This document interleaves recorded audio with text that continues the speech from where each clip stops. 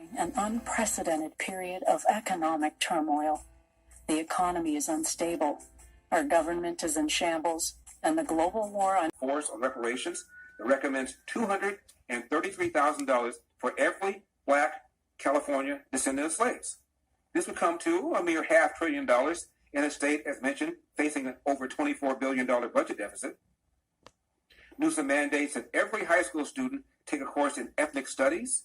He signed a bill forcing large toy stores to have a gender-neutral aisle. He opposes sentencing enhancements for criminal gang members because, after all, gangs in California are disproportionately black and brown, and therefore to punish them for the severity of their crime would be, wait for it, systemic racism. To fight climate change, Newsom banned the sale of gas-powered lawnmowers and leaf blowers and has outlawed the sale of new gasoline-powered cars by 2023 or to 2035. Does it matter? He signed a bill mandating that every publicly held corporation headquartered in California have at least one member of a disadvantaged group on his board of directors. You know, member of the LGBTQIA plus whatever community. He signed a bill establishing a council to set the wages of fast food workers with a minimum hourly rate effective this year of $22 per hour. That's a 47% increase. To deal with COVID, Newsom shut down the state, including businesses, schools, churches, in a more severe way than did any other state, including mandates that all state workers be vaccinated or tested regularly and wear masks at work or be fired. He expanded taxpayer health care for illegal aliens. Under Newsom, California is a sanctuary state for illegal aliens, and he discourages jails from referring criminal illegal aliens to ICE in order to prevent them from being deported. Newsom offers taxpayer funds to make California a sanctuary state for out-of-staters who choose to come to California for an abortion. I'm not making this up. He supported Proposition 1, approved by voters, that allows abortion up to the point of birth. He endorsed the candidacy of San Francisco's DA, Chesa Boudin, who was recalled by that city's voters because of Boudin's soft-on-crime policies. Newsom supported Proposition 47, that allows shoplifters who steal $950 or less to only face misdemeanor charges if they get caught, and given cashless bail, they face no prospect of ever going to jail. Newsom supported Proposition 57, that redefined many categories of crime as non-violent, including assault on a police officer, serial arson, felony domestic violence, and rape of an intoxicated victim. I'm not making this up. He has approved a series of tax hikes that, among other decisions, demonstrates fiscal irresponsibility. It has earned him an F in the Libertarian Cato Institute report card of the nation's governors. When he was the two-term mayor of San Francisco, homelessness increased in the city, even though he promised to end it by the time he left office. And homelessness has increased in the state since he's been governor. California schools rank near the bottom of all 50 states, while California spends more on education per capita than the state has ever spent before. Newsom opposes school choice, while his own kids attend private school because teachers' unions support him financially. Under Newsom, California is losing population for the first time in the state's 170-year history. And this is just a partial list. So go ahead, Democrats, make Republicans' day. Nominate this San Francisco loon for president in 2024. And that's the elder statement. When we come back, DirecTV, having dumped One American News Network, says it will no longer carry Newsmax. What? DirecTV, whose parent company is AT&T, just announced they will no longer carry Newsmax. And a few months ago, as you know, DirecTV discontinued carrying One American News Network. What's going on here? Is this another example of corporate censorship against conservatives?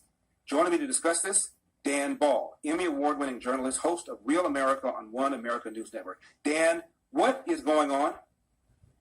Of conservative voices, Larry, you know that. I mean, come on, all they have to do is label us something, and then the cowards, I guess, can I say that? Let me rephrase that. Then the folk over at certain satellite and cable carrier companies decide to bow down to the woke mob and listen to the letters that were sent by these groups of different agencies who said, please get rid of Newsmax, Fox, and OAN. And they're doing it accordingly. We were first, Newsmax. I don't know if they're strong enough to take down Fox, but don't forget, Larry, this all started over 2 years ago almost now with a letter by two California Democrats, you know them, you love them, Yeshu and McInerney. They were the first ones to send letters to DirecTV and say, cancel OAN, Newsmax, and Fox. And then a few months later, the big letter with like 16 different groups from GLAAD to everybody else said the exact same thing, and they all started bowing down to them. It was AT&T who ordered DirecTV to do it, then Verizon took us out, then Frontier right at the end of last year in November. Now, fast forward to 23, Newsmax is on the chopping block with DirecTV. Who knows what will happen to them next? Now, again, Fox is pretty big, so I don't know if they can take them down. Plus, let's be real, Fox plays ball with a lot of these folks. We here at OAN, an independent network, don't. And that's why I think we were the first on the chopping block, because we're the biggest thorn in their side. Now, Dan, as you know, for its part, DirecTV claims it was a business decision. Nothing to do with ideology of One American News Network. Nothing to do with ideology of Newsmax. It's just a business decision. Right. Well, I can tell you for a fact, because we had hundreds, if not thousands, of our loyal fans and viewers call and email right into our network and tell us that when they called to cancel their DirecTV last year, they were told by the folks on the other line that it was our fault we couldn't reach an agreement. We wanted too much money. If you log on today, you can see that Newsmax viewers are being told the same thing when they call to cancel DirecTV. That's the furthest from the truth. The owner of this network gave them such a smoking deal, it was almost like giving the product away for free.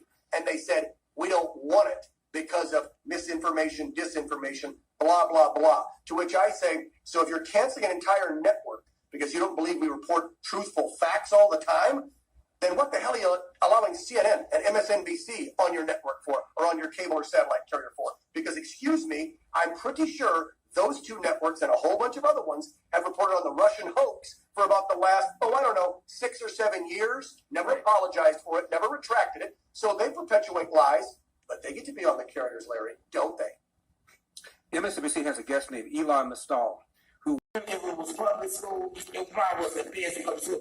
I can't pack up and say I'm leaving Hyde Park and going to Germantown. That's our suburban area because I can't afford it. My daughter can't afford it. So we want to make what we got great, whether it's charter or tradition. And really, public schools are charter in where I come from, and we make parents know that charter schools are public schools too. So let me just say, I appreciate you living more and how much you care about your children and your grandchildren and getting them educated. And that's all I want to do. If I don't have the pieces right, I'll go back and read it. Go back and read it, I'll go please. back and read it. And I promise you, next time you see me, if it's read the way it's going to benefit our children. I'm not making a promise. I'll go back and read it. Go read it, but just read it. Actually, Senator Warren did, in fact, have a kid in private school, so she lied. AOC even bragged that she figured out a way to get her goddaughter in a better school in New York City. So I'm here in Hunts Point, kind of like one of the hearts of the South Bronx. It's formerly one of the poorest congressional district in America, actually, but it's also a huge industrial zone. Yeah, this area is like a lot of where my family is from. My goddaughter, I got her into a charter school, like maybe a block or two down. And there's a lot of art. Yeah, there's a lot of art here. There's a lot of beauty here. She opposed the school choice, but I got my goddaughter in a charter school not too far from here. Meanwhile, Iowa Governor Kim Reynolds, Oklahoma Governor Kevin Stitt, and Virginia Governor Glenn Youngkin support education savings accounts, or ESAs, programs so the money can follow the child rather than the other way around. And homeschooling is booming. You guys want to be some animals? It may look like a simple summer outing, but these kids are at Turkey and Orchards in New Jersey for a full day of school. Here, they'll learn about animals, produce, farm operations, and flowers. Good job, Maxwell. What was the best part of today? Feeding the animals. Feeding the animals. These kids are part of the Melanin Village, a collective of Black families that homeschool. Parents work to make learning engaging and warm for their kids after years of feeling let down by public schools. Before the pandemic, only 3% of Black students were homeschooled. By 2021, it shot up to 16%. Joining me to discuss this is Lee Bortons, founder and chief visionary officer of Classical Conversations, which supports classical Christian homeschoolers in all 50 states and in 30 foreign countries. Lee, thank you very much for coming on. I appreciate it. Lee, a lot of parents got an education when they were able to watch, because of COVID, their kids getting substandard education, and they were shocked. Yeah, absolutely. And so, for me, it's been no surprise. My children are almost 40, and they were always homeschooled. I went through the same public school system, and back when I went through it, it wasn't something I would do to a child. So my husband and I agreed that we would homeschool our children. And so, I'm just really happy that COVID, oh, happy monster, revealed so much that was going on. Lee, according to the National Report Card, 85% of Black 8th graders, 85% are neither math nor reading grade proficient. Are you kidding me? And nearly half of them don't even meet basic reading standards. Why isn't there some sort of march on Washington? Well, I could think, of a lot of different reasons, but with shekels come shackles, and it feels free to people, and so there's less responsibility and accountability than on the parents when you go to public school. So why pay attention? One time I had a public school teacher ask me why she couldn't get the parents out to the PTA meetings the way homeschooling parents flock to conferences and events for their children. And I said to her, well, what school system did those parents go through? How did they get trained to not pay attention? So let's not repeat that. Let's fight and change the whole culture. So none of it's a surprise to me. And a place where I probably differ with some of the stories that you just shared and other Republicans and conservatives is I think the primary problem is funding.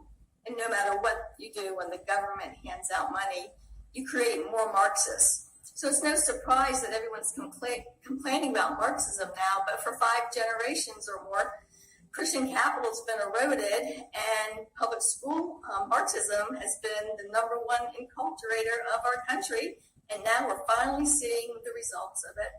And so it's just really, I'm so happy to see that family at that farm.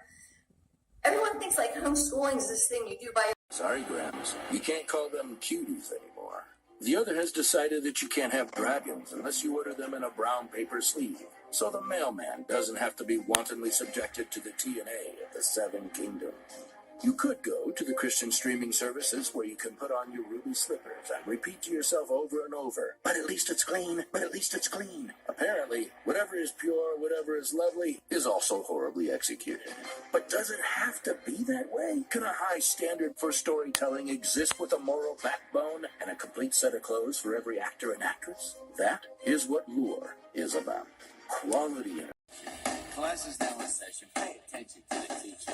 We're going through the book, Genesis to Revelation. I'll teach your head how to spread salvation to the nation. We'll start off with the basics, a checklist for the saints. Love the Lord with all your heart and mind and soul and strength. To fear the Lord is wisdom, to serve the Lord is fine. To really break it down, just repeat these words of mine. Say, I love Jesus. Yes, I do.